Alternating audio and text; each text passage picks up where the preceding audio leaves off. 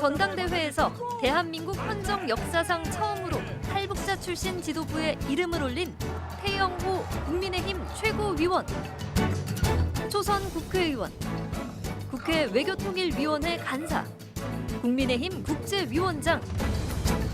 지도부 입성 이후 총선 승리를 위해 당정이 하나가 되어야 한다고 목소리를 높이는데 총선을 이겨야 한다는 그런 절박함이 있다면 결국은 다 같이 일체 당정 또 당의 하나의 모습으로 가는 것이 옳다, 저는 이렇게 생각합니다. 새 지도부 선출 이후 당의 역할과 남북 문제, 한일, 한미 정상회담 등 대외 현안에 당정이 어떤 전략으로 임할지 외교 안보 현안 집중 분석합니다. 국민의힘 전당대회가 마무리되면서 새 지도부가 구성됐습니다. 일제 강제징용 배상 문제 등을 놓고 충돌하는 가운데 한일 정상회담에 대한 평가도 극명하게 엇갈리고 있습니다. 외교안보 현안과 국민의힘 당내 상황, 최고위원으로 선출된 태영호 의원과 얘기를 나눠보겠습니다. 대 의원님 안녕하십니까? 예, 안녕하십니까? 네, 예. 먼저 최고위원 당선된 거 축하드립니다. 네, 감사합니다. 결과가 발표될 때 눈물을 흘리시던데요. 이번 전당대회 어떤 각오로 임했습니까? 저는 전당대회에 좀 우리 사회에 비춰지고 있는 그런 편견이나 또 차별의 그런 우청장을 한번 제가 깨보자, 이런 각오로 임했는데 결국 당선되면서 이런 천장이 하나 이제 저는 또 깨어졌다, 이렇게 생각하는데 네. 아마 이번에 제가 탈북민 출신으로서는 처음으로 당 처음이죠. 지도부에 입성했으니 이게 큰 뉴스감이 됐는데 다음번부터는 이미 천정이 한번 깨졌기 때문에 네. 다음 사람이 될 때는 그거 뭐 언제 그런 일 있었잖아라고 해서 우리 사회가 이번에 전당대회를 통해서 포용과 또 다양성이라는 그런 대로 한 걸음 더 나간 네. 그런 이제 모습을 보여준 의미 있는 대회였다, 이렇게 이제 생각합니다. 네.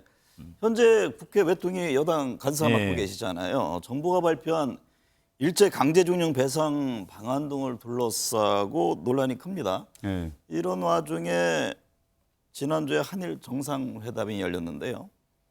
과거사 부분에 대해 일본의 진전된 발언 또 이 성의 있는 조치 등은 나오지 않았습니다. 예. 이 점은 어떻게 봐야 합니까? 우선 이번 대통령의 방일 결과를 한마디로 압축한다면 네. 이 묶여 있던 발목을 풀어놓은 그런 이제 결과다, 이렇게 볼 수 있고 네. 방금 말씀하신 것처럼 뭐 진전된 사죄 발언이라든가 강제징용 해법과 관련해서 새로운 것이 없다, 결국 없다라는 데 많이 초점이 지금 집중되고 있는데 저는 좀 생각을 달리합니다. 네. 왜 이제 달리하는가 하면 뭐 추가 사죄 발언이라든가 강제징용 해법과 관련된 진전된 안, 이런 거는 실질적으로 최근에 나온 문제지 지난 한일 현안에서는 존재하지 않던 문제입니다. 네. 우리가 65년도에 한일 협정을 통해서 큰 물꼬가 텄고 98년도에 김대중 오부치 선언을 통해서 한일 관계가 완전히 정립돼서 나가고 있었습니다. 네. 그러다가 2018년에 강제징용 배상과 관련한 대법원 확정 판결이 나오면서 정말 뜻하지 않았던 돌발 변수가 생긴 겁니다. 네네. 그래서 결국은 잘 나가던 정상이 비정상으로 후퇴했거든요. 네. 그러면 우리나라는 삼권 분립의 국가입니다. 그렇기 때문에 사법부로서는 그런 피해자들의 고충을 듣고 이분들에게 그런 청구권 권리가 있다, 배상해라라는 판결을 내릴 수 있습니다. 그러나 행정부로서는 사법부의 판단을 존중하면서도 이 문제를 일본과의 양국 관계 견지에서 국익을 놓고 그때 해결했어야 될 문제입니다. 네네. 근데 그때 해결 안 하고 방치하고 죽창가 불러서 결국은 이 문제가 윤석열 정부로 왔거든요.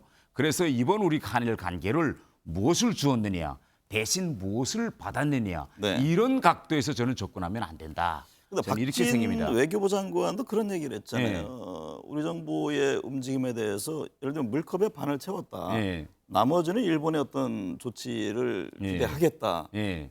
점을 강조를 했는데 예. 그럼 이번에 물컵에 어느 정도가 채워졌다고 보세요? 저는 물컵을 앞으로 채울 수 있는 의지가 확고히 표명됐다고 생각합니다. 네. 뭐 이 물컵이라는 건 양국 관계이기 때문에 단번에 한 번의 방문으로서 다 채워지는 건 아니거든요. 네. 일단 우리 정부가 이렇게 큰 걸음을 내딘다는 걸 일본이 존중하고 환영했거든요. 네. 그리고 앞으로 이와 관련해서 미래지향적으로 나아가겠다. 이 공감대가 가장 중요하고 현실적으로 우리가 경제적으로 지금 엮여 있던 화이트리스트 우리 삭제 문제도 이건 앞으로 이제 긍정적으로 다 검토해서 해결하기로 했고 네. 더 중요한 것은 안보 문제에서 지소미아 협정이라는 게 있었는데 네. 이것도 완전히 정상화하기로 했습니다. 네. 그래서 저는 이 물컵 반잔이 얼마나 많이 채워졌느냐 아니냐 이걸 계량화하기 힘들지만 네. 앞으로 완전히 채울 수 있는 큰 물꼬를 튼 데 의미가 있다. 네. 이렇게 보겠습니다. 말씀하신 안보 문제에 대해서도 뭐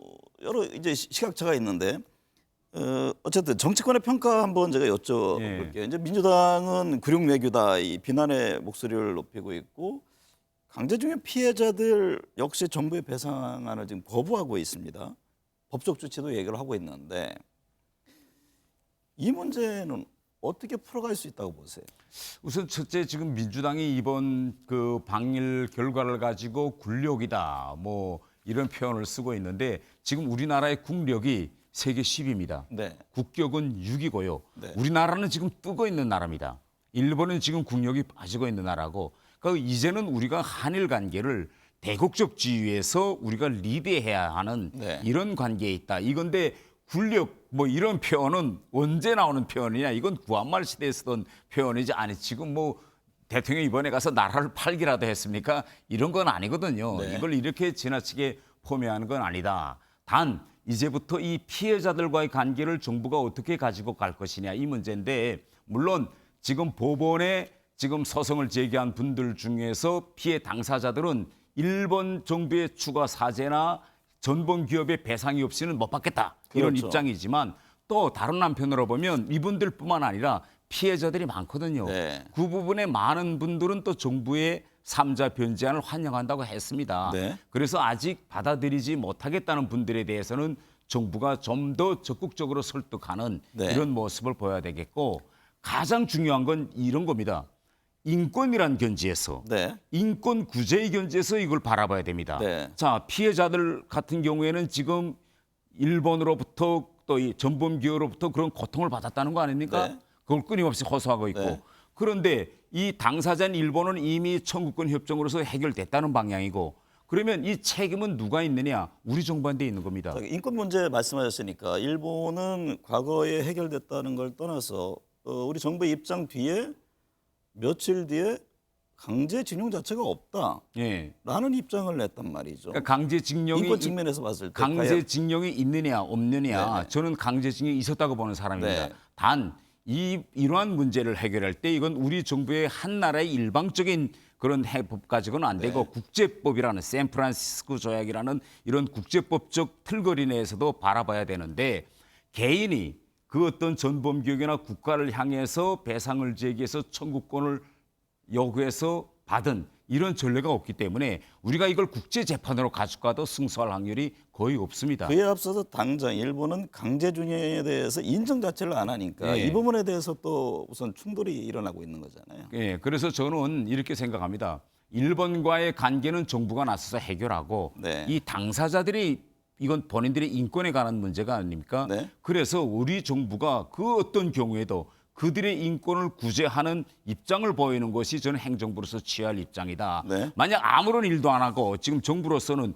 일본과 피해자 당사자를 해결해라 하고 방치하는 거는 그건 정부에서 하는 일이 아니다. 네. 이런 말씀을 드리고 싶습니다. 윤석열 대통령이 일본 방문 이후에 다음 달에는 미국을 국빈 예. 방문합니다. 한미동맹 70주년인데 지금 북핵 문제 또 이 경제 안보 등 논의가 있을 것으로 예상이 됩니다.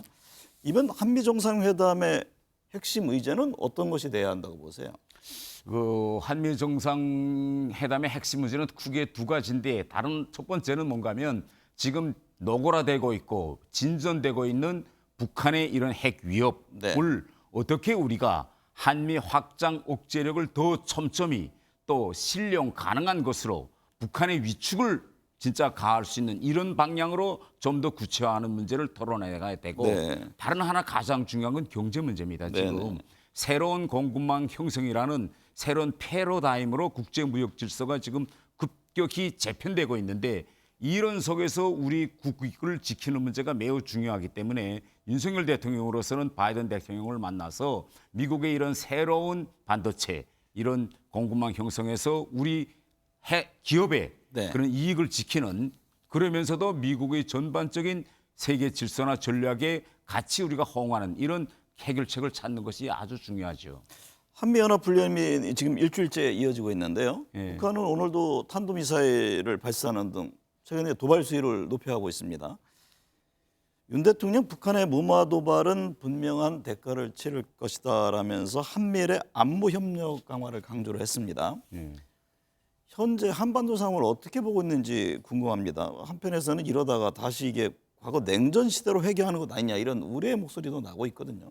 저는 이미 냉전 시대를 해결하는 과정은 시작됐다고 봅니다. 네. 우크라이나 전쟁 이후에 우리가 동북아시아에 새롭게 재편되고 있는 이 안보 구조를 우리가 면밀히 들여다봐야 됩니다.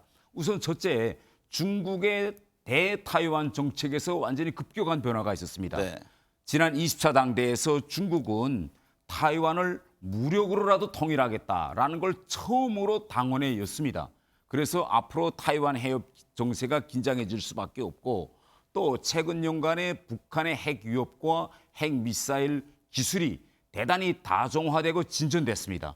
이런 상황에서 우리 정부로서는 타이완이나 또 한반도에서 두 개 전쟁이 일어날 수도 있다라는 새로운 상황에 대비해야 되고, 세 번째는 러시아 변수입니다. 지금 우크라이나에서 지금 전쟁을 하고 있거든요. 네. 이렇게 우크라이나에서 전쟁을 하고 있는데 지금 많은 나라들이 지금 뭘 우려하고 있는가 하면 이 지속되고 있는 우크라이나 전쟁이 결국은 앞으로 러시아에게 새로운 국제 질서를 어떻게 러시아가 끌고 갈 거냐. 네. 이런 문제인데, 이런 문제에서 동북아시아에서는 핵을 가지고 있는 북한과 중국, 러시아 이 세 개 핵 강국이 핵 군사 동맹을 지금 구축하고 있어요. 네. 그렇기 때문에 우리 정부로서는 지금 시간이 없습니다. 빨리 한미일 군사협력 공조 체제를 좀 더 디테일하게 구체화해야만이 한반도의 평화를 우리가 안정적으로 관리할 수 있습니다. 이렇게 궁극적으로 이제 미중 간의 충돌 속에서 예, 한미일의 전략적 틀 가지고 안보와 경제를 같이 가야 되는 것이 맞는 것이냐? 예.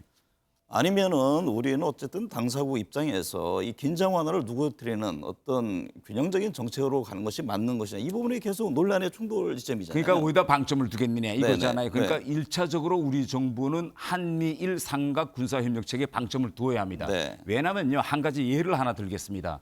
윤석열 대통령이 16일 날 일본에 떠나는 날 북한이 미사일을 발사했습니다. 이 미사일은 ICBM이에요. 6,000km 16일 날 올라가서 70분을 비행했습니다. 네. 그런데 만에 하나 이 미사일이 공해상에 떨어지지 않고 네. 일본 본토라든가 그 밑을 비행하고 있던 일본 여객기에 떨어져서 큰 인명 피해가 났다. 이런 걸 우리가 가상해 볼 때 일본은 지금 뭐라고 자, 말합니까? 그러면 한 예로다 예. 만약에 타이완 대만의 분쟁이 있을 경우에 예. 우리나라는 어떤 선택을 해야 합니까? 그러면 참여를 해야 되나요? 우리나라는 참여할 수는 없지요. 그런데 그게 문제가 아닙니다. 지금 네. 만약 대만, 타이완에서 그런 긴급 사태가 일어났다고 했을 때 네. 한국에 있는 주한미군의 역할 문제입니다. 네. 왜? 타이완에서 제일 가까운 곳에 있는 미 군사기지와 공군기지가 바로 우리 한반도거든요. 네. 그런데 지금 미국의 입장은 뭡니까? 수수 방관할 수 없다. 이게 미국의 입장이거든요. 그러면 어차피 주한미군은 전략적 유연성에 따라서 개입할 수밖에 없어요. 그러면 이런 경우 중국이 한반도에서 미군 비행기와 미군 무력이 타이완에 투입되는데 가만히 있을까요? 네. 이런 전략적인 문제들이 있기 때문에 저는 일단 윤석열 정부로서는 급격하는 이 안보구조 변화에서 미국, 일본과의 소통과 협력 체제를 빨리 구축하는 것이 네. 우리한테는 급선무입니다. 태책 의원께서는 북한의 도발에 대해서 답은 우리의 자체 핵무장이다 이런 예. 입장을 냈습니다. 그런데 이게 그렇게 만만한 문제가 아니잖아요. 당연히 핵무장이. 만만하지 않고 현 그 시점에서는 미국도 미국이 반발하고 반대 있죠. 입장을 좀 분명히 하고 있고 핵무기 권위자 시그프리드 해커 박사가 그런 얘기를 했어요. 한국의 핵 개발은 북한의 핵무장을 정당화시키는 결과를 초래할 것이다. 뭐 반대 입장을 표명한 건데 우리나라 핵무장이 실현 가능한 걸로 보세요? 저는 우리가 노력할 나름에 달려 있다 이렇게 네. 했습니다. 방금 해커 박사의 말씀을 인용했는데요. 네. 해커 박사가 지금 우려하는 건 이런 겁니다. 대한민국까지 핵무장으로 나가면 결국은 북한의 핵보유국 지위를 인정해주고 구태해주는 거 아니냐. 이런 그렇게밖에 논리입니다. 될 수 없는 건 아니냐라는 거죠. 네. 그런데 그러면 북한의 핵무기, 핵보유국 지위 이걸 우리가 인정 안 한다고 해서 없어집니까? 네. 그대로 있는 겁니다. 그렇기 때문에 이런 현실적 조건을 우리가 인정하는 그런 군사 전략을 짜야 될 그런 필요성이 제기되고요. 네. 지금 미국으로서는 우리의 중요한 대목인데 그러면 네. 북한의 지금 태 의원께서는 핵을 인정하고 우리도 핵 보유로 가는 게 맞다라고 보시는 건지 핵 인정을 전제로 해서요. 핵 인정이라는 건 두 가지입니다. 하나는 그 어떤 법률적인 틀거리 내에서 공식 인정해 주는 네. 거와 두 번째로서는 북한의 핵무기는 어떤 경우에도 없앨 수 없으니 핵이 있는 걸 우리가 전략을 세울 때 인정하고 거기에 맞는 전략을 세워야 한다. 네. 이 두 가지 측면이 있는데 제가 이야기하는 측면은 법률적으로 우리가 핵을 인정해 주는 건 아니고 네. 단 핵이 현실적으로 존재하는 현실 상황에 맞게 우리도 전략을 짜야 한다. 지금 핵 이거 무장을 하게 되면요, 핵 확산 방지 조약 NPT라는 게 있지 않습니까? 이게 탈퇴 문제가 있는데 지금 NPT 관련해서 미국 입장에서는 이게 어떤 뭐 조약의 수준을 넘어서 일종의 국제적인 제도로 지금 여기고 있는데 관련해서 엄청난 뭐 경제적 제재라든가 미국과의 관계 악화 등도 예상이 됩니다. 만약에 천명했을 경우에. 그러니까 우리가 이걸 어떤 컨셉과 프레임으로 다가가는 문제가 매우 중요합니다. 네. 그래서 제가 주장하는 건 뭔가면 한시적 핵무장, 완전한 핵무장이 아니고 한시적, 시간적 제한을 두는 핵무장이다. 이런 컨셉은 지금 세상에 없는 겁니다. 네. 다른 하나는 저는 우리가 미국에게 우리의 핵무장이 오히려 미국의 국익과 안전보장에 큰 득이 된다는 점을 우리는 강조해야 됩니다. 그러니까 미국의 설득과 이해가 전제가 그렇죠. 된다는 예. 말씀이신가요? 그런데 지금 우리가 일본을 한번 좀 보도록 합시다. 일본이 지난해에 반격 능력을 보유했거든요. 자위대가. 우리가 10년 전에 일본과 미국과의 관계를 돌이켜볼 때 그때 일본이 그때도 반격 능력을 자위대가 가져야 한다고 했지만 네. 미국이 계속 반대했습니다. 왜 반대했느냐? 평화헌법과 일본이 전쟁을 수행할 수 없게 만든 건 미국이 강요해서 만들어진 틀거리입니다. 네. 그런데 이걸 미국이 허용하고 자위대도 정상군대가 네. 되는 걸 허용했는데 이건 왜 그러냐면 미국이 이제는 압니다. 중국의 뜰 안에서 네. 혼자서 이 지역을 관리할 수 없다는 걸. 그래 일본의 힘을 지금 필요성을 느끼고 허용해 준 거거든요. 네. 앞으로 중국의 뜰 안에서 동북아에서 중국의 군사적 팽창과 힘은 더 커질 겁니다. 그러면 미국으로서도 이 변화된 현실에 어떻게 대응할 것이냐 고민할 수밖에 없고요. 그러면 우리는 미국으로서도 미국의 추구하는 지금 전략인 거죠. 인도 태평양 전략 자체가 예. 그 부분에서 말씀하신 대로 일본과 한국도 같이 하자라는 그런 예. 움직임인 거죠. 예. 우리 태 의원님은 나오셨으니까 제가 흥미로운 그 최근 상황 김정은 위원장이 공식적인 석상에 딸 김주혜 예. 대동하잖아요. 예. 이게 도대체 어떤 의미인지 해석이 분분합니다. 이게 후계자를 위한 건지 아니면 또 다른 뭐 의도가 숨겨져 있는 것인지. 또 다른 의도가 저는 또 있다고 한편에서 봅니다. 그런 얘기도 예. 하잖아요. 김정은 위원장의 부인 리설주 여사와 뭐 동생 김여정 노동당 부부장과의 권력 다툼 얘기도 있던데 어떻게 이해를 하고 계세요? 아직까지 저는 후계 구도로 확정지었다라는 건 좀 섣부른 예단이다 이렇게 네. 생각합니다. 왜냐면요. 북한은 세습 독재 국가인 것과 동시에 공화제 국가입니다. 네. 그래서 후계 세습 체제로 넘어갈 때는 일정한 정당의 절차적 과정을 거쳐야 되는데 네. 이게 언제냐? 성년이 돼야만 당회의를 열고 전원회의에서 후계자라고 선포하는데 아직 김주혜는 미성년이거든요. 네. 그래서 당원에 입당할 그 연한 나이도 안 됐어요. 다른 하나는 최근에 이제 북한이 보도하는 걸 이제 가만 보면 후계자냐 아니냐라는 걸 가름해 볼 수 있는 리트머스지가 뭐냐. 어떤 때는 김주혜가 나왔다고 언론에 보도를 합니다. 네. 또 어떤 때는 김주혜가 나왔음에도 불구하고 보도 안 해요. 사진에는 있는데 이렇게 좀 들쭉날쭉하게 노는 거 보면 후계자라는 구도라기보다는 네. 김정은에게도 이렇게 사대가 있다. 자식이 있다. 그리고 앞으로 북한의 후계에 대해서 3대로부터 4대로 넘어간다. 네. 누군지는 모르겠지만 네. 4대로 꼭 넘어간다. 이런 세습 구도를 각인시키는데 저는 목적이 있다. 저는 이렇게 네. 이제 생각합니다. 한일 정상회담을 둘러싼 파장이 이어지고 있습니다. 기시다 일본 총리는 벚꽃을 얘기하던데 대한민국에는 다시 혹한이 몰려오는 것은 아닌지 우려스럽습니다. 오늘 함께해 주셔서 감사합니다. 예, 감사합니다.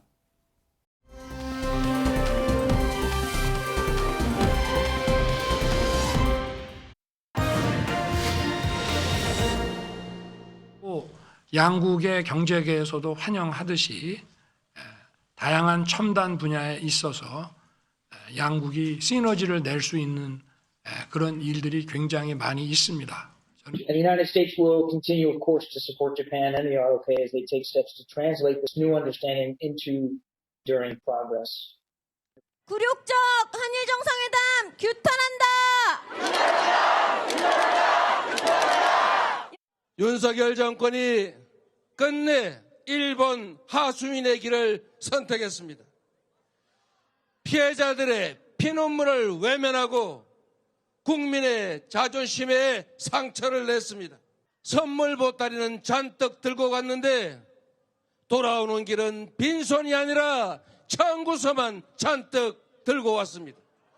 반일 선동과 정치적 선동으로 이익을 누려왔던 민주당이 이재명 대표의 사법 리스크를 덮으려는 호재로 또 죽창을 들고 나왔습니다. 김대중 전 대통령이 하면 국익이고 윤석열 대통령이 김대중 전 대통령의 미래를 지향한 업적을 계승하면 조공이고 외교 참사입니까? 네, 정치권 현안 짚어보겠습니다. 신성범 전 새누리당 의원, 김영주 전 더불어민주당 의원 나오셨습니다. 어서 오십시오. 네, 안녕하세요. 이번 한일 정상회담을 두고 평가 극명하게 엇갈립니다. 신성범 전 의원님, 먼저 대통령실 국민의힘 어떤 입장인가요? 8년 만에 8년 동안 정상회담을 안 한 것. 네. 박근혜 2015년에 박근혜 아베 신조 회담 이후에 8년 동안 정상회담 안 한 것. 이런 두 나라 관계를 그대로 둘 것인가? 윤석열 정부로서는 뭐 선택의 두 가지밖에 없었던 거죠. 문재인 정부에서 하던 대로 그냥 쭉 그냥 이대로 가느냐, 네. 우리 서로 무시하면서 일본과 가느냐, 아니면 뭔가 돌파구를 마련해야 돼요. 돌파구를 마련할 필요성은 첫째는 안보, 둘째는 경제였다. 네. 여기에서 윤석열 대통령이 어떻게 보면 정치적 위험을 감수하고 그냥 쉽게 하면 비판받을 각오하고 결정을 한 거다. 그래서 결단의 측면이 분명히 있는 거다. 네. 근데 내 국내 정치적으로는 굉장히 손해보고 반발이 심하나 외교상의 이 덕실은 조금은 장기적으로 나타날 것 같다. 네. 좀 더 뭐 정확하게 말하면 올해 뭐 내년 올해 6, 7월 뭐 여름에 기시다가 답방하면 우리가 그렇게 마음속으로 그래도 기대했던 이런 표현이 나오지 않을까. 네. 그래서 기시다와 윤석열과 기시다의 서울 선언 정도는 제가 보기에는 가능성이 있다. 왜 그러냐? 지금 일본은 4월 달에 지방선거, 이게 전국적인 선거란 말이에요. 이 때문에 안 그래도 당내 입지가, 자민당내 입지가 약한 기시다 후미오 입장에서는 강경파들의 소리를 지금은 들을 수밖에 없는 처지로 보이지기 때문에 그래요. 네. 4월 이후에는 뭔가 새로운 변화가 있을 수도 있다. 네, 저는 이런 말씀이시고요. 김영주 전 의원님. 네. 민주당은 지금 친일을 넘어 이게 숭일 외교다라는 비판을 했던데요. 윤 대통령을 향해서 조선 총독을 자처하느냐 이런 지적인데 민주당이 바라보는 시각은 어떤 겁니까? 글쎄요, 이제 3.1절 경축사로부터 3.1절이 갖고 있는 어떤 우리 역사적 의미라든지 그런 측면, 그 다음에 우리 독립운동을 위해서 헌신했던 뭐 미국, 중국, 러시아 동포들의 어떤 그 고난의 길, 그런 데 대한 언급 일체 없이 단순히 미래를 가자. 현재 복합 위기에 있다. 안보 위기와 경제 위기를 해결하겠다. 아마 그때부터 이미 일본하고 그런 논의를 했는지는 모르겠습니다만 너무 일방적으로 일본의 선처에 기대는 그런 어떤 국민의 자존심, 국가의 어떤 주권적 의식은 그냥 그냥 대통령 자신의 어떤 뭐 자신감 하나로 너무 쉽게 우리 국민들을 미래라고 하는 어떤 막연한 기대 속에서 가져가다 보니까 계속 정상회담까지도 사실은 대통령실은 힘들어했을 것 같고 네. 결과적으로도 마찬가지입니다. 화이트리스트 없애는 것도 아직까지도 한국에 하는 거 보고 하겠다. 결과적으로는 맛있는 식사 대접하고 여러 가지 미지수로 그대로 숙제는 남아 있고 또 지금 이제 곧 있으면 기시다가 온다고 하지만은 오염된 방출수 그런 부분에 있어서 과연 이제 8.15 점이 있는데 과연 우리 국민들이 따뜻하게 미래를 위해서 일본의 기시다 총리를 맞이할 수 있을지 저는 아직까지 미지수다고 봅니다. 신상범 전 의원님, 예. 핵심은 그 일본의 사과 배상 안과 관련해서 진전된 입장이 나오느냐였잖아요. 예.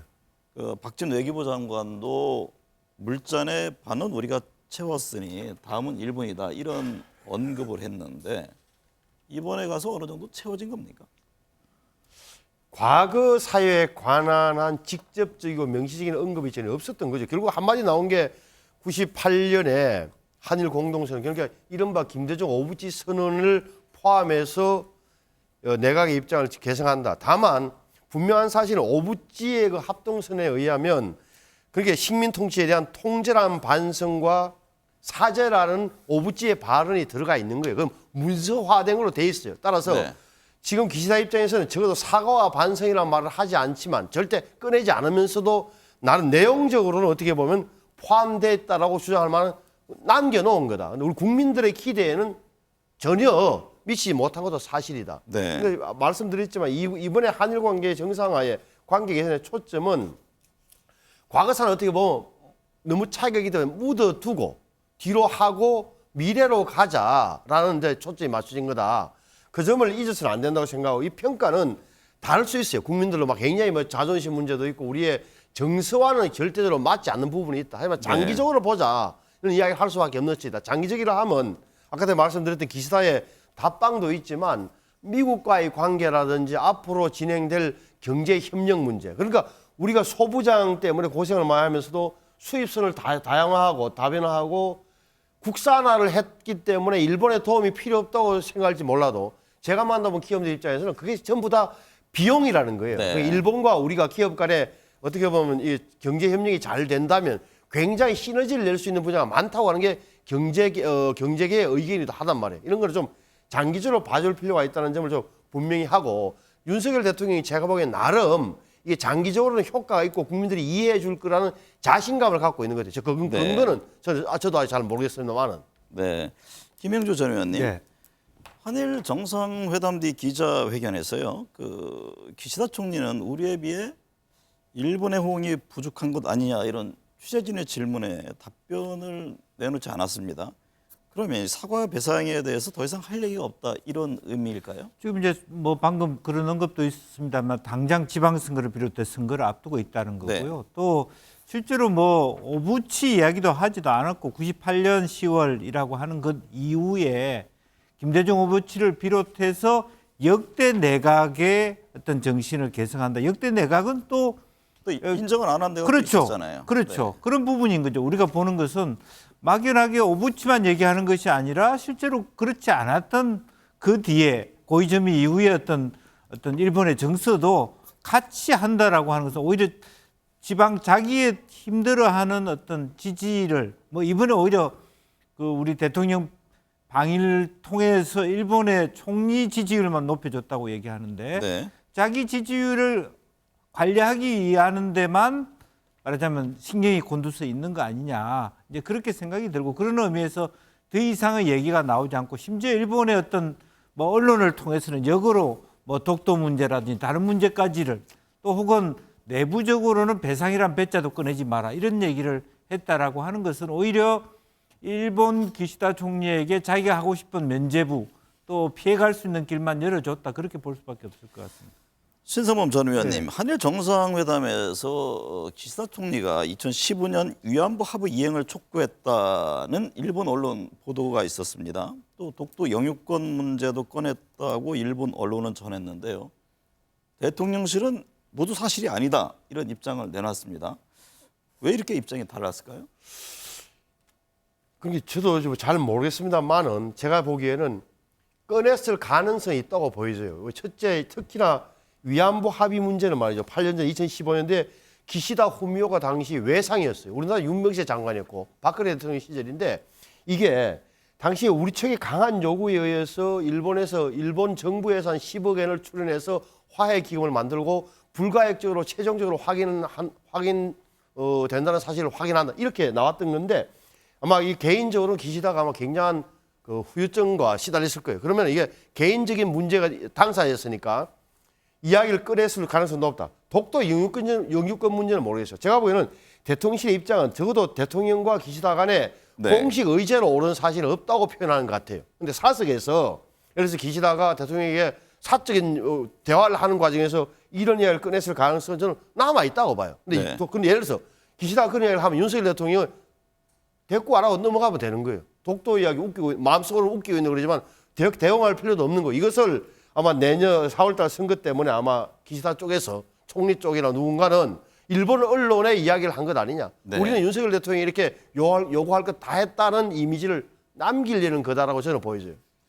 사실 의제가 없었는데 저렇게 툭 치고 나온다면. 플레이 형태는 외교 결례잖아요. 결례죠. 분명히. 뒷이야기가 나올 것 같은데. 만약에 사실이 아니라면 우리 정부가 강하게 항의 내지는 문제 제기를 해야 하는 건 아닌가요? 그러니까 여기서 이제 모두 사실이 아니라고 했으니까 앞으로 네. 글쎄 저는 뭐 이 사실관계를 모르겠어요. 제 개인적인 느낌으로는 개인적으로는 저런 이야기를 꺼냈을 가능성이 있다고 보여. 네.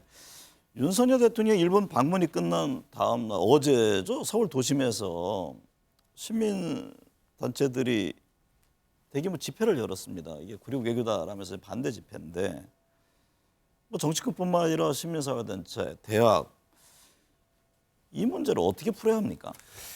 저는 이제 그런 면에서 아쉬움이 있습니다. 오히려 이제 솔직히 얘기하면 윤석열 정부가 갖고 있는 이 문제를 풀어가는 과정은 노무현 대통령 이후에서 우리가 정부가 고민했던 연장선상에 있는 거거든요. 방금 출연했던 태영 의원이 얘기했다시피 현실적으로 국제법상으로는 사실은 크게 우리 정부가 많이 이제 할 게 없어요. 네. 그럼에도 불구하고 제가 아쉽게 생각하는 것은 풀어가는 방식입니다. 그러니까 3.1절 경축사로부터 국민들에게 그야말로 어떤 한마디 어떤 3.1절다운 경축사를 하지 않고 일방적으로 일본에게 안기는 그런 부분 이후 또 저는 오히려 가서 16, 17일 날 일본 정상과 함께 공동성명을 한다든지 그런 식으로 어떤 과거징용 문제라든지 또 일본의 신일본 제출이라든지 성의 있는 일본 기업과 한국의 포스코가 같이 뭘 동시에 한다든지 네. 최소한 그런 것을 통해 놓고 국민들한테 여러 가지 부족하지만 참 뭐 솔직하게 전공법으로 하소연을 대통령께서 하셔서 그냥 미래로 갑시다. 그렇게 해야 되는데 막연하게 앞에 이야기는 딱 잘라버리고 미래만 강조하다 보니까 오히려 더 이미 예견된 결과 속에서 더 불똥이 세게 튀는 거 아닌가. 네. 물론 그러다 보니까 이제 민주당의 저는 또 시민사회 국민들의 어떤 자존심에 대한 저항을 마치 뭐 이재명 대표를 감싸기 위한 하나의 어떤 전략이다. 이렇게 함으로써 더 형형화시키는 거. 오히려 이런 부분들은 여야 모두에게 좋지 않은 방식이다. 저는 그렇게 봅니다. 신선범 전 의원, 1차 만찬이 부부 동반으로 이루어졌고요. 네. 양국 정상만 자리로 옮겨서 2차 만찬을 이어갔다고 하는데 뭐 양국 정상 단독 만남 시간도 있었습니다. 어떤 추가적인 의미 있는 얘기들이 있었을까요? 제가 보기에는 탐색전 아니었나 싶어요. 그러니까 기시다 입장에서도 윤석열 대통령에 대해서는 뭐 연구를 많이 했겠죠. 몇 개 다 갖고 있는 건데 과연 믿을만 하냐 다시 말하면 윤석열 대통령이 국내에 돌아가면 야당과 언론의 비판 때문에 다시 뭐 입장을 선회하는 것 아니야.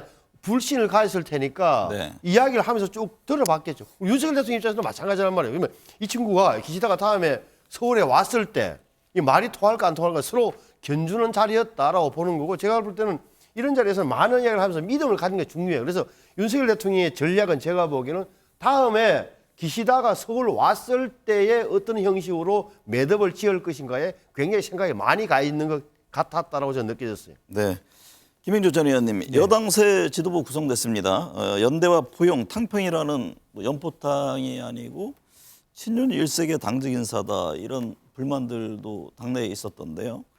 김기현 대표가 또 공항에서 대통령의 90도 이렇게 인사한 것도 구설에 올랐는데 전체적으로 지금 국민의힘 상황 어떻게 보셨어요? 이미 그 예견된 결과로 가고 있다. 네. 그러니까 하나는 첫 번째는 어쨌든 윤 대통령이 여러 가지 그동안 나경원 뭐 또 안철수 이런 어떤 당내 걸출한 후보들을 제어하면서 끝까지 김기현 후보를 밀어서 당선시켰다는 그런 의지가 드러났기 때문에 이것은 뭐 김기현 대표 자체가 자기 힘으로 당선된 것이 아니기 때문에 그런 태도를 볼 수밖에 없다. 네. 많은 비판을 통해서 그렇다는 거고, 두 번째는 김기현이라고 하는 인물이 과연 미래지향적인 대선 후보감이 안 되기 때문에 결과적으로 당내의 인사 자체를 이제는 자기가 그동안에 보훈을 받았던 마지막 인사를 할 수밖에 없어요.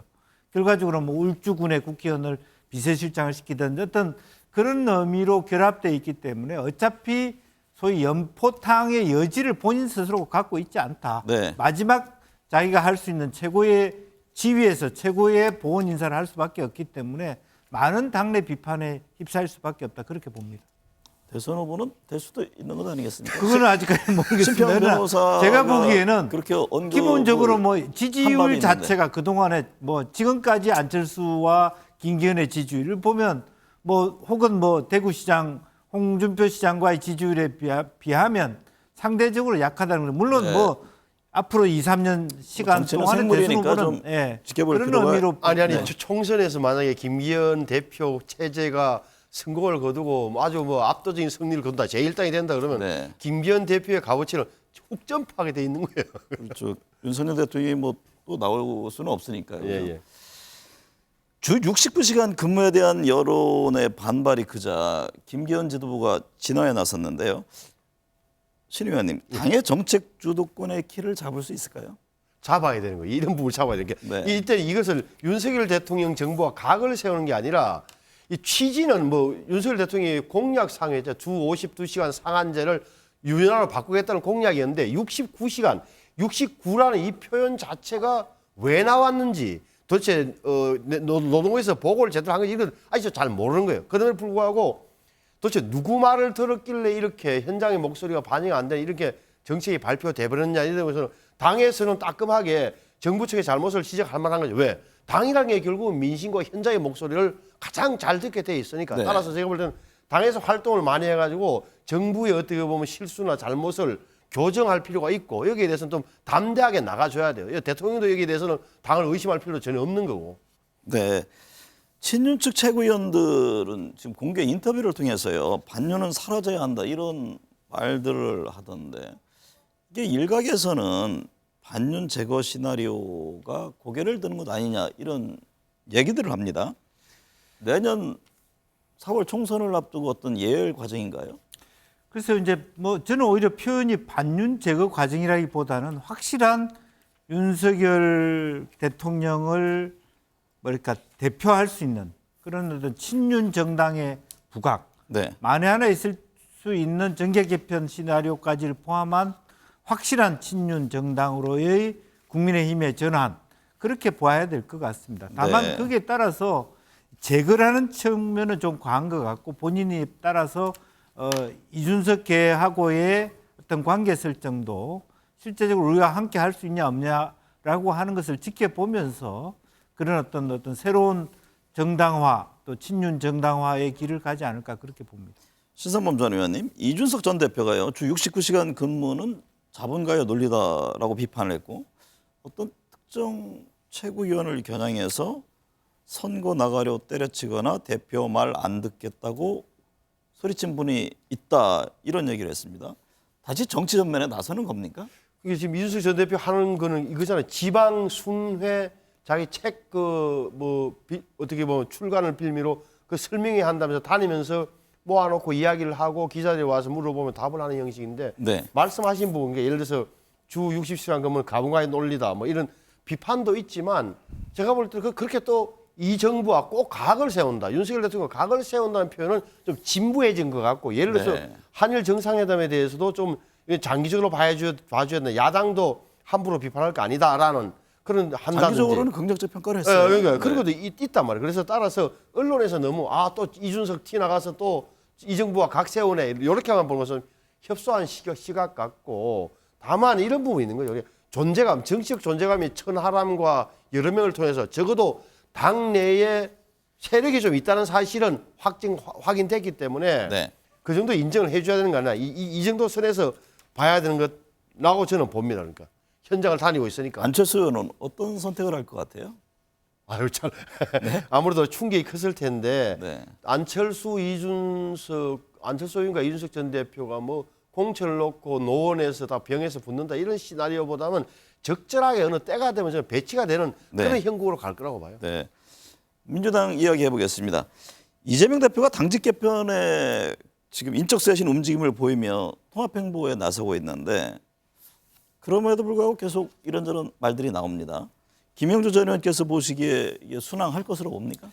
어차피 지난번에 말하자면 불체포 특권과 관련 투표에서 거의 30명 정도가 사실은 반발의 어떤 의심들을 들 수 있는 그런 행태를 보여왔기 때문에 봉합이 쉽지 않다 그렇게 보여지고 잠재력이 여전히 있고 실제로 보면 뭐 인적 쇄신이라고 얘기하지만 현재 최고위원 구조 하에서는 최고위원의 다양성이 전혀 없는 상태에서 다양한 인적 쇄신의 가능성도 저는 높지 않다라고 보여집니다. 따라서 이제 전주 보궐선거 이후에 또 4월 원내대표 선거 이후에 실제적으로 이러한 부분들이 시간이 갈수록 또 이재명 대표 자체가 계속 재판에 출석하면서 말하자면 핵심적인 어떤 의제라든지 재판에서의 불리한 진술 이런 것들이 나옴에 따라서 이러한 부분들이 순항될 가능성은 그렇게 높지 않다 그렇게 봅니다. 네.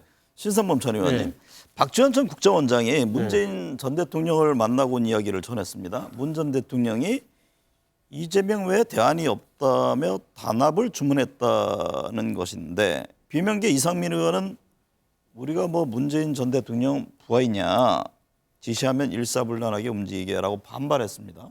어떻게 보세요? 문재인 대통령이 그 이야기를 했다고 치고 치면은 진짜 이재명에 대안이 없는가라는 질문 하나. 문재인 전 대통령이 왜 그런 이야기를 했을까? 뭐 이런 건데 다시 말하면 좀 문재인 전 대통령의 말을 민주당의 지지자들이 얼마나 따를까 말은 들어줄 거라는 건데 뭐 문재인 대통령 입장에서 저 말은 저렇게 할 수 있을 것 같아요. 이렇게 지금 봐서는 지금 이재명 대표의 대안이 없지 않느냐 이렇게 섭섭해할 사람이 또 누구죠? 예를 들어서 뭐 본인의 의사나 무관하게 이낙연, 정세균, 김부겸 이런 전직 총리들, 문재인 대통령의 총리를 지냈던 분들, 당내에 조금 여에 남아 있는 분들 입장에서는 나는 대안이 아닌가라고 의심을 할 만하다. 또 하나는 지지자들 입장에서도 그런 게 지금 사실은 윤석열 대통령 당선, 윤석열 정부의 탄생에 최대 공로자가 누구냐고 흔히 사석에서 이야기할 때 문재인 대통령과 추미애 전 장관이다. 감독 문재인, 제1주연 추미애 아니야 이런 이야기를 민주당 지지자들도 하는 판이란 말이에요. 그런데 문재인 전 대통령이 나서서 대안이 없으니 일단은 이재명으로 밀자, 이재명 대표체를 계속 밀어가자는 게 지금은 할 수 있는 이야기 같은데 말씀하신 대로 급해지면 하면 선거법 재판 있죠, 또 기소될 거 있죠. 이렇게 되면은 계속 법정에서 유동규와 이재명 대표가 맞부딪히는 31일 상황 이런 걸 상정한다면 저 지점이 언제까지 갈 수 있을까라도 의문이 남는 거죠. 민주당 이야기 나온 김에요. 조국 전 법무장관의 딸이죠. 조민 씨가 공개 행보를 하고 있습니다. 최근에 아버지의 북콘서트에 등장해서 아버지를 지지하는 발언을 했는데 김영주 전 의원님 보시기에 이게 어떤 배경으로 이해하세요? 글쎄요, 이게 뭐 본인의 이제 부산대 의전원 관련된 그런 집행정지 가처분에 대한 논의를 하고 있습니다만은 어쨌든 여러 가지 현실적으로 법적으로는 이미 끝난 이야기입니다만은 본인이 또 혹은 부모들이 나름대로의 재판의 결과와 다르게 진실성과 어떤 그런 부분들을 갖고 있다라고 얘기하고요. 만에 하나 뭐 노림수가 있다면 이재명 대표의 사법 리스크가 높아짐에 따라서 그 이후에 좀 차차기의 어떤 대안적 후보의 이미지로서 조국 교수의 이미지를 갖고 가고자 하는 그런 부분들도 있지 않을까 그렇게 생각이 드는데 실제로 그럼에도 불구하고 조민 씨의 이런 활동은 저는 매우 부적절하다 저는 그렇게 생각합니다. 네. 끝으로요. 14년 전 고 노무현 전 대통령 뇌물수수 혐의를 수사했던 이인규 전 대검 중수부장이 회고록을 내면서 논란인데요.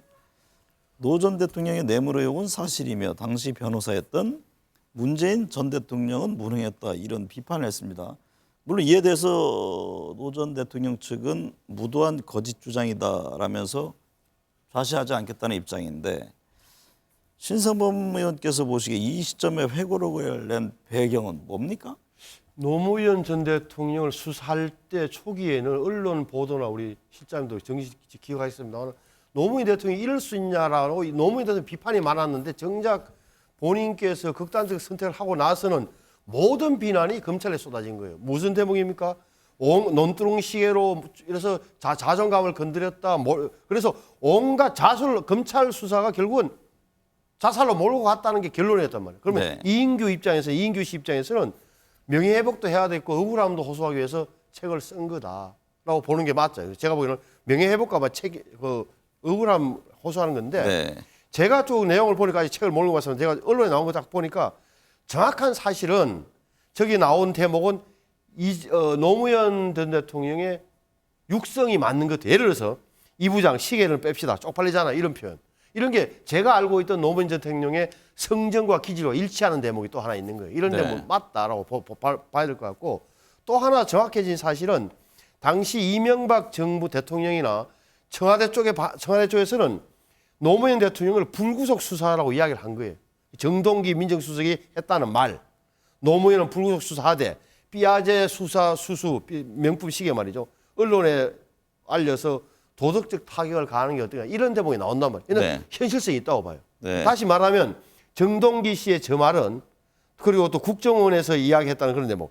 만약에 노무현 전 대통령 당시 구속하면 노사무가 뭉치고 동정 여론이 일 수 있다. 따라서 불구속해라. 이런 대목은 정동기 전 수석은 관련해서 약간 부인하는 듯한 얘기를 했잖아요. 제가 보는 견지에서 네. 저는 가능성이 있다. 그러면 당시에 이명박 전 대통령 측에서는 분명하게 정동기 수석이나 누구를 통해서 검찰에다가 불구속 수사하라고 이야기를 했는데 제가 보기엔 이인규 당시 중수부장이나 우병우 중수일과장 이 수사팀에서 강경하게 노무현 대통령 구속 쪽으로 몰아갔던 측면이 확인됐다. 저는 오히려 그 점이 저한테 크게 보였어요. 그래서 그런지 노 전 대통령 측에서는 이건 자의적인 해석이다, 호도하고 있다라는 입장을 냈던데 이재명 대표는요 검사 왕국이 되니 낯 부끄러운 줄 모른다고 직격했습니다. 김명주 전 의원은 어떻게 보세요? 아무래도 뭐 윤기현 의원이라 비롯해서 이제 내부적으로도 그런 얘기를 하고 있습니다만 어쨌든 검사 출신의 대통령을 뒷배경으로 해서 나름대로의 어떤 현재의 야권을 분열시키는 뭐 문재인 대통령에 대한 평가라든지 이런 부분이 있고 일부 뭐 감춰졌던 몰랐던 사실을 뭐 확인한다고 하지만 본인 스스로가 그렇게 발언함으로써 모든 게 확인되고 진실화되는 것도 아니기 때문에 뭐 일부 사실이 있을 수 있지만 사실은 역사라고 하는 것은 아껴둬야 될 평가도 있는 것이고 여전히 자기네 주관적 평가로 그걸 주장하기에는 사실은 너무 이런 측면도 있다 저는 그렇게 봅니다. 네. 오늘 두 분 말씀 감사합니다.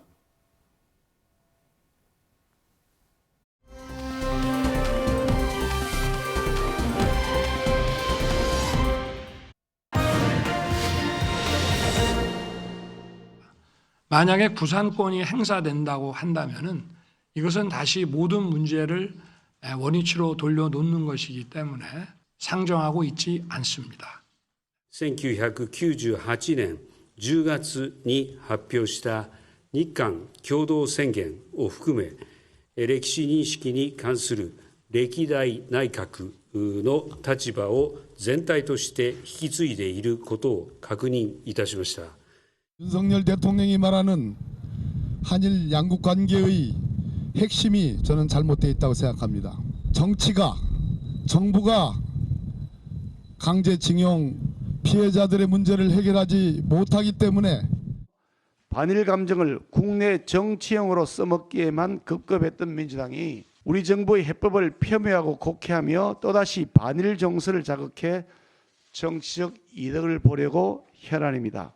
윤석열 대통령은 일본의 식민 지배에 찬동하는 것입니까? 일본의 국익과 국민 자존을 팔아버린 것도 부족해서 조선 총독이라도 자처하려는 것인지 의심스럽습니다. 이번 정상회담에서 양국이 확인한 과거와 미래는 모두 김대중 정신과 노무현 정신입니다. 반일 정서에 기댄 선동의 DNA가 몸 밖으로 흘러넘쳐 주체하지 못하고 있습니다. 네, 한 주간의 여론 흐름 배종찬 인사이트K 소장, 이은영 휴먼앤데이터 소장과 진단해 보겠습니다. 두 분 어서 오십시오. 안녕하십니까? 네, 배 주장님, 예. 윤 대통령 지지율이 한국 갤럽, NBS 미디어 토마토 조사에서 소폭 하락했습니다. 예. 대통령 지지율에 미친 현안은 어떤 게 있었습니까? 뭐 지난주부터 이번 주까지 응답자 전반적으로 영향을 준 것은 일본 이슈, 대통령의 제3자 변제안으로 봐야 되겠죠. 물론 이제 정상회담은 완전하게 오롯이 다 포함되지는 않았지만 대체적으로 일본 이슈에 대해서는 부정적인 여론이고요. 그런데 이슈가 하나 더 있습니다. 네. MZ 세대에게 한일 이 정상회담 또는 제3자 변제안 일본 이슈보다 더 큰 영향을 미친 게 바로 69시간 이 노동 시간이 MZ 세대에게는 더 큰 영향을 준 것으로 보입니다. 네. 이은영 소장님. 네. 미디어 토마토 조사를 보니까 윤 대통령 지지율 중에서 20대 지지율이 전주 대비 11.8%포인트 하락했던데요. 네. 방금 배 주장님 말씀하셨듯이 뭐 일본의 강제징용 배상 문제가 있지만 이게 주 69시간 노동자에게 영향을 크게 미친 건 아니냐 이런 분석들인데 어떤 점이 가장 큰 영향이라고 보세요? 저는 그 69시간 노동제보다는 그 한일 문제 이것이 더 20대에게는 영향을 크게 줬다고 생각을 하는데요. 오히려요? 네. 예, 그렇습니다. 왜냐하면은 이 69시간 노동시간제는 아직 그게 이제 실제적으로 다뤄지지 않은 그러니까 어떤 그 정책 구상을 얘기한 것이고 재검토를 지시를 했어요. 그래서 실제 나의 삶에 직접적으로 와닿는 걸로 받아들이진 않았을 것 같은데 이 일본 문제와 관련해서 지금 20대들은 일본에 대해서 문화적으로나 또는 스포츠적으로나 여러 가지 측면에서 한 번도 우리나라가 뒤진다라고 생각해 본 적이 없는 세대거든요. 그런데 이 세대들이 보기에는 지금 대통령의 이 방일 내용이나 이런 것들이 너무 우리나라가 저자세로 가고 있다. 그래서 상당히 정서적으로나 감정적으로 좀 부정적인 느낌을 굉장히 크게 가져서 이렇게 큰 폭으로 하락한 것 같습니다. 조금 전에 다른 의견인데 두 가지 현상으로 하나는 이제 일본에 대해서는 뭐 이제 이 제3자 변제안에 대한 내용은 좀 부정적일 수 있습니다만 일본에 대해서는 20대에는 각종 다른 조사에서는 상당히 또 호감도를 표시하고 있기도 하고요. 또 하나는 20대의 지지율이 하락하는 데이터상의 이 변화를 보면 이 제3자 변제안이 발표되고 난 이후의 조사 결과에서는 대략 뭐 하락폭이 한 6%, 5% 정도 부정평가가 20대에서 더 올라갔다면 이 69시간이 문제가 되고 난 이후에는 10%가 오히려 폭이 더 벌어집니다. 네. 그래서 저는 오히려 현실적으로 지금 20대 만 18세 이상 조사이기 때문에 게시판을 봐도 막 오히려 바글바글거리거든요. 그러니까 일본 이슈보다도 게시판에서의 온도를 보면은 69시간제에서 이 20대가 더 크게 또 30대 또 직장인들 대부분이 반항하는 요소가 나타나기 때문에 오히려 한일 이슈보다는 일본 이슈보다는 69시간 이슈가 MZ세대에게는 더 큰 이슈로 분석됩니다. 실제 지난 16, 17일 일본을 방문한 그 한일 정상회담 네. 이 여론 흐름은 어떻게 반영되고 있습니까?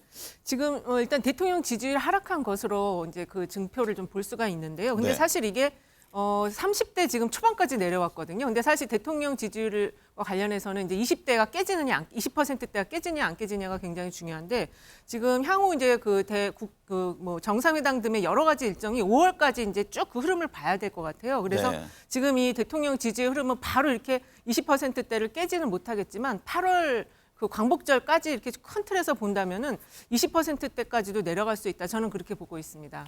정부 여당은 예. 그 단기적으로는 뭐 악재가 될지 모르겠습니다만 장기적으로는 긍정적인 어떤 효과를 불러올 것이다 이런 진단들을 하잖아요. 그건 기대감이죠. 기대감인데 좀 더 정확하게 분석을 하면은 갤럽 조사만 이 목요일 부분이 이제 부분적으로 반영됐기 때문에 네. 대통령의 이 일본 방문이 16일, 17일이기 때문에 오롯이 반영됐다고 보기는 힘들 것 같아요. 이번 주에 나오는 걸 좀 봐야 되겠네요. 그렇습니다. 근데 이제 제가 빅데이터로 분석을 해봤거든요.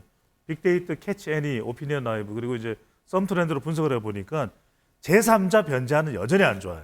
네. 제3자 배상은 안 좋습니다. 근데 일본에 대한 이미지는 아주 나쁘지 않아요. 그래서 우리가 정확히 구분을 해야 될 것 같아요. 그러니까 제3자 변제나 과거사 또 독도가 거론됐다 이건 좋을 수 없습니다. 근데 일본이라는 나라, 일본 국민에 대한 이미지는 아주 그렇게 나쁜 건 아니에요. 네. 주말 도심에서는 이 한일 정상회담 규탄 집회가 있었고 네. 지금 뭐 야당의 반발 거세죠. 뭐 여당은 어쨌든 한일 양국의 파트너 국가로 거듭났다 이런 반박을 하고 있는데 이게 한일 정상회담이요. 네. 향후에는 어떻게 지속적으로 영향을 주게 될까요? 굉장히 영향을 크게 줄 것으로 지금 보고 있고요. 왜냐하면 일본이라는 나라에 대해서 이제 뭐 호감을 갖고 있다고 하더라도 이건 지금 정치 현장에서 국익이 맞부딪히는 일인데 우리나라가 지금 너무 저자세를 가고 있다. 특히 이제 그 요미우리 신문 인터뷰라든지 그다음에 구상권 청구 계획 자체는 없고 이거는 잘못하면은 원점으로 돌리는 거라서 하지 않겠다라는 이런 내용들이 지금 국민들의 정서적으로는 도저히 받아들일 수 없는 문제. 네. 그리고 박진 그 외교부 장관이 일본의 사죄를 받는 게 능사 아니다. 이런 그 참모진들의 이야기까지 지금 플러스가 돼서 정서적으로 이건 받아들일 수 없다. 그리고 이제 어제 그 주말 집회를 보면은 독도 문제가 좀 불길을 더 정서적으로 좀 강화시키는 것 같아요. 이 독도 문제와 위안부 문제에 대해서 어떻게 처리가 지금 된 건지 지금 얘기를 안 해주고 있거든요. 뭐 대통령실은 그런 내용이 없다, 사실이 아니다. 네, 이런 입장을 그렇지만 내놨죠. 지금 그 일반 재시민사회단체 쪽에서는 그걸 믿지 않고 있거든요. 네, 배승선 소장님. 네. 윤석열 정부의 일제 강제징용에 대한 제3자 배상 해법에 앞서 말씀하신 대로 이제 반대 여론이 그렇습니다. 높잖아요. 그럼에도 불구하고 윤석열 대통령이 그 밀어붙인 배경 이거는 어떻게 해석을 하고 있습니까? 그래서 데이터상으로도 쉽게 읽히지는 않습니다. 그러니까 네. 제3자 변제안에 대해서는 계속해서 여론이 부정적이거든요. 근데 이제 굳이 따로 해석을 해보자면 우리가 표면적으로 윤석열 대통령이 내세웠던 미래에 대한 키워드. 그래서 미미 기대감으로 이해를 하는데 하나는 이제 미래인데 미래가 되는 이유는 뭐냐면 뭐 과거사나 또 제3자 변제안이나 계속해서 부정적일 수밖에 없을 겁니다. 근데 이제 지난해에 정경련이 실시한 조사를 보면 네. 한국과 일본 국민들을 대상으로 조사해봤더니 우리 국민들은 과거사 해결 안 되면 요지부동입니다. 그런데 일본 국민들도 일본 국민입니다. 일본의 이 지도부가 아니라 일본의 이 일본 내각이 아니라 일본도 국민들이 추가적으로 한국에 대해서 더 사과할 필요가 없다는 거예요. 그러니까 일본도 변하지 않을 겁니다. 네. 우리도 절대 변할 이유가 없고요. 그렇다면 이제 안 변할 때인데 이제 그다음 두 번째 제가 말씀드리는 게 미죠. 미는 미국입니다. 미국은 계속해서 인도태평양 신안보 질서를 강조하고 있고 또 다음 달에는 윤석열 대통령이 미국 방문해야 되고 미국 비중이 상당히 큰 대한민국이고 그러다 보니까 미국을 의식하지 않았을까라는 추정을 해봅니다. 이은영 소장님. 네. 주 최대 69시간에 대해서는 뭐 앞서 두 분이 말씀하셨듯이 지금 반대 의견들이 많이 나옵니다. 네. 윤 대통령이 이게 60시간 이상은 무리다. 예. 이런 입장을 냈잖아요. 네. 그래서 이제 정보안이 수정이 될 텐데 다수의 일주일 최대 근로 허용 시간이 만약에 50시간대로 조정될 경우 네. 여론의 향방은 어떨까요? 이게 일단은 저는 이 사안이 지난번에 있었던 그 만 5세 조기 입학과 비슷한 흐름으로 가는 것 같은데요. 이게 지금 최근에 작년에 지금 조사한 걸 보면은 그 보건사회연구원에서 일생활 균형 실태 조사를 했었어요. 가장 적정한 주 5일 근로 시간이 어느 정도 되냐? 그 평균적으로 36.7시간이 나왔습니다. 그래서 50대 시간으로 내린다고 해도 이것이 나에게는 지금 너무 일을 한다 이렇게 지금 받아들일 수밖에 없거든요. 그래서 네. 지금 그 일반 사람들 사이에서 나오는 거 얘기에는 주 4일제 유럽에서 나오는 것처럼 주 4일제 이야기가 나오고 있는 상황이기 때문에 허용 시간을 50대로 낮춘다고 해서 이게 받아들여지는 그런 상황은 좀 아닌 것으로 보고 있고 대통령의 말이 지금 계속 바뀌는 것 자체가 더 큰 문제라고 저는 생각을 합니다. 자충수가 됐다고 봐야 되겠죠. 네. 그러니까 저는 빨리 원점에서 재검토하는 게 맞을 것 같고요. 만약 그냥 시간만 가지고 54시간제다, 50시간제다 우왕좌왕하는 모습을 비치면 지지율은 더 내려갈 수가 있는데 그렇게 되는 이유가 지금 20대, 30대, 40대 화이트 칼라 지지율에 영향을 줄 수 있거든요. 그뿐만 네. 아니라 블루 칼라 또 그리고 또 학생처에까지도 영향을 줄 수 있기 때문에 이건 원점에서 제대로 검토해서 제대로 발표하겠다고 하는 것이 최선의 조치일 것으로 보입니다. 김건희 여사가 이번 방일에서 육구 여사와 그 화가점 만들기 체험 네. 건축가죠 안도 다다오와 오찬 이런저런 행보를 보였는데요. 김 여사 행보에 대한 여론은 이번에는 어떤가요? 이번엔 뭐 특별히 김 여사 행보에 주목하지는 않았던 것 같고요. 네. 이제 워낙 그 대통령의 일정이라든지 이런 게 커서 이건 주목받지 못했는데 일각에서는 지금 이 오므라이스를 먹겠다는 그 회동 자체가 김 여사가 제안한 것이 아니냐 그런 의문의 시각도 갖고 있는 사람들이 있는 것 같아요. 네. 그래서 어쨌든 지금 지금 뭐 사실이 확인이 안 되는 안 된 거잖아요. 얘기지만 이제 그 장소나 이런 게 그리고 그 방일 직전에 김일범 의전 비서관이 사퇴한 것과 관련해서 그 사퇴 이유도 정확하게 안 알려져 있어서 이 문제와 관련한 것이 아니냐라고 지금 의문을 갖는 사람들이 많고요. 지금 계속 이제 대통령 누가 대통령이냐 이런 시각으로 여사의 행보를 지켜봤는데 이번에는 좀 그런 부분은 많이 좀 좌우된 것 같지는 않습니다. 배준사 수장님, 네. 전당대회 기간에 상승세를 보이던 국민의힘 지지율이 전당대회 마친 뒤에 하락하는 모습인데요. 이게 신임 지도부 임기 초반에는 대체로 좀 상승하지 그렇죠. 않았던가요? 네. 어떤 이유로 보세요? 쌍재라고 봐야 되겠죠. 두 가지 악재인데 하나는 지금 정당 지지율까지 국민의힘 지지율까지 대통령과 연동돼 있거든요. 네. 그러니까 대통령의 악재가 정당에까지 국민의힘까지 영향을 준다. 지금 대통령이 제3자 변제안으로 지지율이 하락하는 이 국면이 고스란히 국민의힘까지도 이제 영향을 미치고 있다고 봐야 되고 또 하나는 이제 당 내부의 악재인데 항상 말씀드리는 것이 수도권에도 상당히 많은 호남 인구가 있습니다. 그런데 지금 최근 들어서 좋았던 국민의힘의 서울 지지율이 안 나오거든요. 좀 주춤해요. 그 이유는 바로 5.18 발언입니다. 그러니까 김재원 최고위원이 5.18 관련된 발언한 부분이 단순히 행정구역상으로 호남에만 영향을 주는 게 아니거든요. 네. 그러니까 전반적으로 우리가 퍼져 있는 호남의 포괄적 호남 정서, 그러니까 서울도 있고 수도권도 있고 또 충청도 있습니다. 여기에 영향을 줬다고 봐야죠. 연대 포용 탕평 이른바 연포탕을 실현하겠다고 김기현 대표가 외쳤잖아요. 예. 근데 이번에 임명직에 친윤 게 일색 아니냐 네. 이런 지적들이 있었는데 그 점도 영향을 줬을까요? 그래서 이제 뭐 이미 선반영됐을 것 같아요. 왜냐하면은 이 부분이 느닷없이 새로 나온 거라면은 상당히 이 부분도 영향을 줬을 텐데 이미 지난 전당대회 성격도 김벤션이 아니라 윤벤션이었고 이렇게 윤석열 대통령 윤심 단일 대우로 갈 거라는 거 그리고 친윤 단일 대우로 갈 거라는 건 이미 예상됐기 때문에 설명은 연포탕이지만 저는 파스타로 갔어야 되는데 연포탕으로 갔다. 네. 네. 파스타요? 궁금하시잖아요, 파스타. 네. 화장을 극복하고 스타를 키워내고 그다음에 타당과도 협력을 해야 되는 거죠. 네. 지금 막 만들어낸 말은 아닌가요?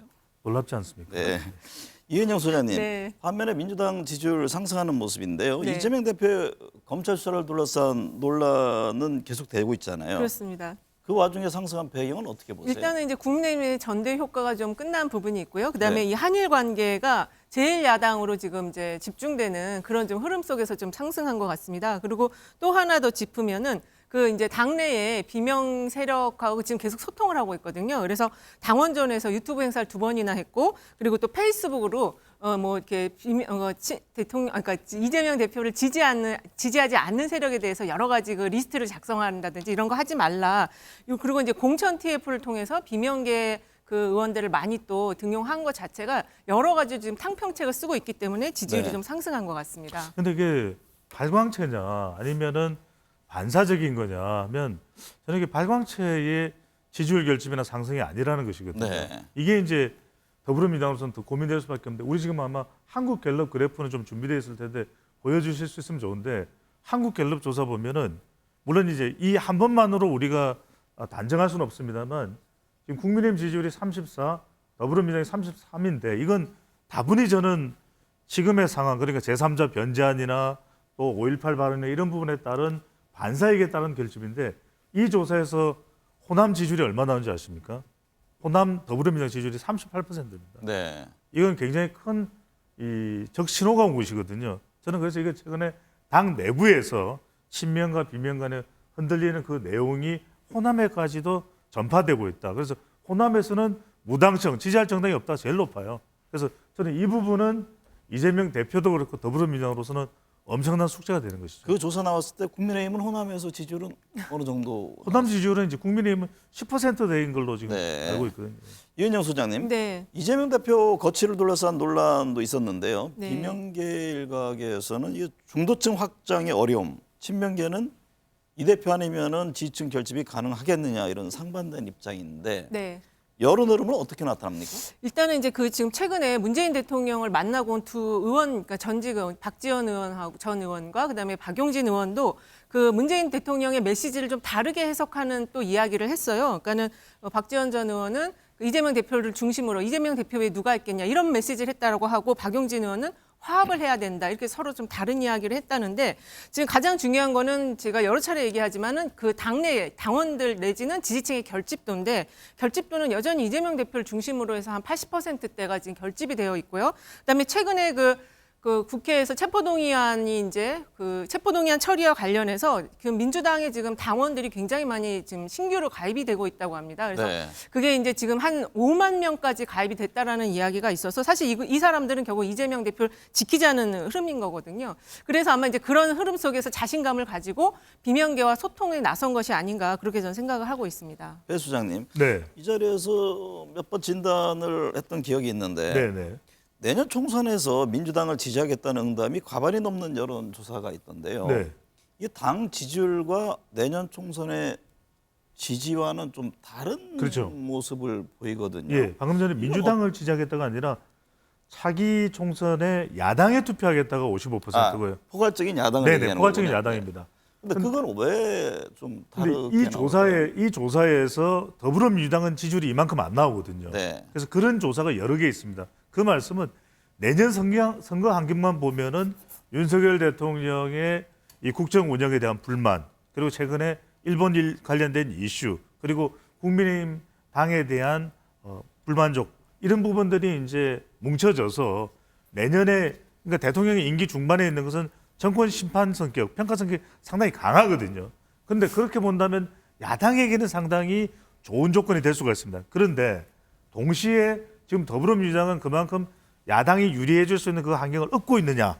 얻고 있지는 못하다. 네. 더불어민주당이 그만큼 야당에 대한 정권 평가 성격만큼의 기대감을 받고 있지는 못한데, 그건 뭐 이재명 대표에 대한 영향도 있겠지만 더불어민주당이 충분한 역할을 못하는 부분도 분명히 있습니다. 그래서 네. 더불어민주당이 얼마만큼이나 그런 다수당, 이 거대 정당으로서의 역할과 책임을 다해내느냐, 이 부분이 상당히 중요해질 수밖에 없는 것이죠.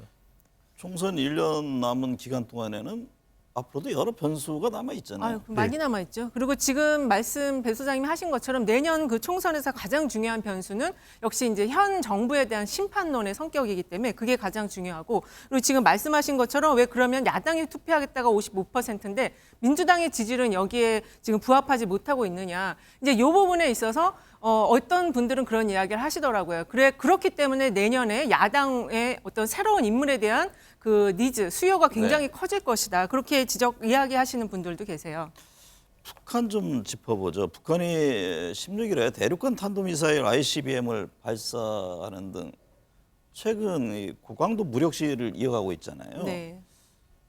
북한의 도발이 윤석열 정부의 국정평가에 미칠 영향은 어떻게 보세요? 보통 그럴 경우에 좀 결집하는 모습을 보였잖아요. 그렇습니다. 예, 근데 그게 이제 결집하는 효과, 우리가 더 내셔널 플래그 이펙트라고 해서 대통령을 중심으로 이제 모든 국민이 다 힘을 실어주는 형태가 나타나는데, 지금 일본이 계속, 북한이 계속 미사일을 쏘고 있지만 대통령 지지율에 그게 좀 반영이 잘 안 되는 면이 있는 것 같습니다. 그거는 이제 국제 질서의 변화에 대해서 현 정부가 어떤 입장을 취하느냐, 그걸 이제 국민들이 지금 지켜보고 있고, 아직 그게 지금 완성이 안 됐기 때문에 지지율로 지금 반영이 되지 않는 것으로 보이는데, 지금 지지율이 반영이 안 된다라는 의미는 대통령과 현 정부가 국제 질서에서 이 우리나라의 위치를 가져가는 게 그 포지셔닝이 잘 마음에 안 든다, 이런 것도 생각해 볼 수 있는 대목입니다. 이제 일반 유권자들은 북한 문제를 볼 때 네. 아주 복잡하게 보는 건 아니거든요. 그래도 보수층들은 부분적으로라도 조금은 이제 결집은 있을 건데, 전체 유권자에서는 이런 북한의 미사일 발사가 계속되고 있는 거, 반복적인 거, 이런 만성적인 행위나 이슈에 대해서는 또 그다지 기민하게 반응하지 않는 것도 또 특징이라고 볼 수 있을 것 같고요. 또 하나는 이제 북한 이슈에 대한 일종의 학습 효과입니다. 뭔가 이 부분이 좀 더 개선될 것이냐, 그렇다면은 앞으로 뭐 북한 미사일 문제가 해결될 거냐, 쉽게 해결이 안 되거든요. 계속 반복되는 문제이기 때문에 그다지 민감하게 이 부분에 대한 부분이 여론상으로는 잘 반영되지 않는 속성이 있다, 이렇게 봐야 돼요. 고 노무현 전 대통령 수사 책임자였던 대검 중수부장 출신 이인규 변호사가 출간한 회고록이 지금 논란이 되고 있는데요. 노무현 재단과 민주당은 사실 왜곡이다라면서 크게 반발을 하고 있는데, 여론에서는 이게 어떻게 반영됩니까? 일단은 지금 그 현 정부의 검사 출신으로 중용된 인물이 카운트 통계가 나온 게 있어요. 137명 정도 된다고 나와 있는데 아마 제가 볼 때 이인규 변호사도 그 속에 좀 포함되고 싶어 한다는 생각이 있지 않을까. 그래서 이 책을 쓰지 않았을까 이런 생각이 들고 그다음에 이 책 속에서 이렇게 좀 이슈가 되게 크게 부각이 되는 이런 여러 가지 내용들은 본인이 혹시 선거에 출마하기 위해서 본인의 어떤 인지도를 높이기 위한 것이 아닌가 좀 그렇게 보고 있고요. 이거는 여론에는 그렇게 이분이 어떤 일을 할지 그것과 좀 연관이 되어 있다고 봅니다. 만약에 선거에 나가려고 한다면 이 민주당 진영에서는 이 내용에 대해서 굉장히 크게 반발할 그러한 내용이라고 저는 생각을 합니다. 배 소장님 보시기에 네. 이 책을 둘러싼 논란이 향후 전국에도 영향을 줄 것으로 보세요? 네, 저는 더불어민주당 지지층들이 더 결집할 걸로 보입니다. 왜 그러냐면 네. 노무현 대통령에 대해서는 MZ세대가 좀 더 두드러지게 결집하는 그런 영향도 있었거든요. 특히 이제 MZ세대 또 40대 화이트 칼라가 문재인 전 대통령의 핵심 지지층이 되었지만 그 이전에는 노무현 전 대통령의 핵심 지지층이었습니다. 이렇게 이제 노무현 전 대통령과 관련된 부정적인 내용이 나온다고 할 때는 다시 한 번 더 그들이 결집하는 현상으로 이어질 수가 있는 것이죠. 이번 한 주가 지지율이나 여론에 영향을 미칠 현안은 어떤 게 있습니까? 혹시 이제 그 일본에 방일하신 후에 여러 가지 지금 질문들을 지금 대통령실에 하고 있거든요. 그 독도 문제. 요거에 대한 게 좀 그 외교부 장관 포함해서 정확하게 나와야 될 것 같습니다. 이게 지금 저렇게 계속 그 말할 수 없다라고 한다면 그거에 대한 의혹은 계속 증폭이 되면서 다음 주 계속 이어지는 시위에도 그게 이제 그 흐름이 반영될 걸로 보이거든요. 배 소장님. 이번 주에는 저는 두 가지입니다. 둘 다 이제 경제적인 이슈인데 하나는 이제 노동, 그러니까 69시간 이 후속 조치와 관련된 부분, 또 하나는 지금 뭐 퍼스트 리퍼블릭 은행까지 파산 위험에 시달리면서 실리콘밸리 은행 이후에 또 크레딧 스위스 은행 문제가 생기거든요. 우리 경제 당국이 어떻게 대응하느냐, 이 부분도 상당히 중요한 변수가 될 것으로 보입니다. 지금 노동 시간이라든가 그 일본 그 오산 둘러싼 논란에 대해서 대통령이 직접 국민들에게 설득을 할 필요성은 없을까요? 해야죠. 네. 필요성 이상의 해야 되는 당위성이 더 큽니다. 그러니까 대통령이 직접 나와서 1시간이고 이러이러한 여론 반발도 있지만 대통령이 이런 결정을 내리게 된 배경을 더 소상하게 우리 국민들에게 소개하는 것이 마땅히 필요한 일이겠죠. 네.